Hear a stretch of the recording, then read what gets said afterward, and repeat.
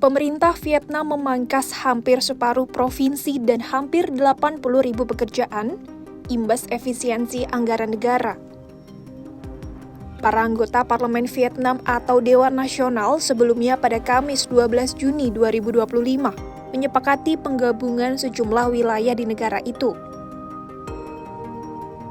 Atas keputusan itu, pemerintah memangkas dari awalnya 63 pemerintahan provinsi dan kota menjadi hanya 34, termasuk 28 provinsi dan 6 kota yang dikelola pusat.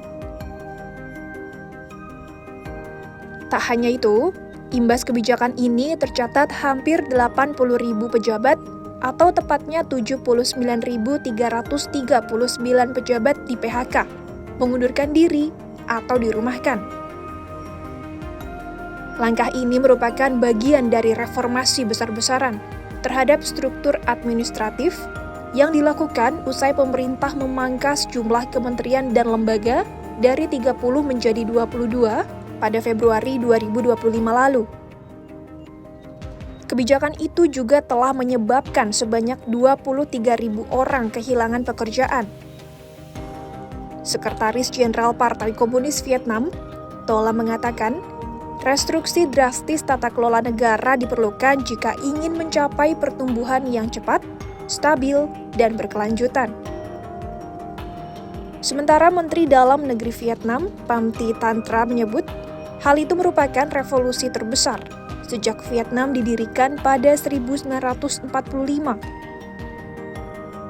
Nantinya, pengumuman kepemimpinan baru akan dikeluarkan pada 30 Juni 2025 mendatang dan mulai beroperasi penuh pada awal Juli 2025.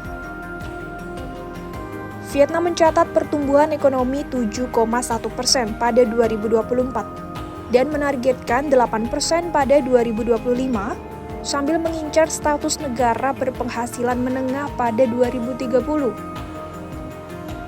Namun, ekonomi Vietnam bergantung pada ekspor dan ancaman tarif 46% dari AS terhadap negara tersebut telah mendorong pejabat untuk bernegosiasi mengurangi tarif itu.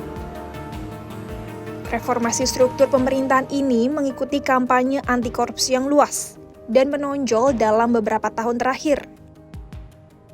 Reformasi radikal yang dipimpin Lam ini datang usai periode panjang di mana perubahan terjadi secara perlahan. Pemerintah Vietnam sebelumnya menekankan stabilitas dan ketenangan untuk membangun reputasi sebagai negara yang dapat diprediksi yang menarik bagi investor asing.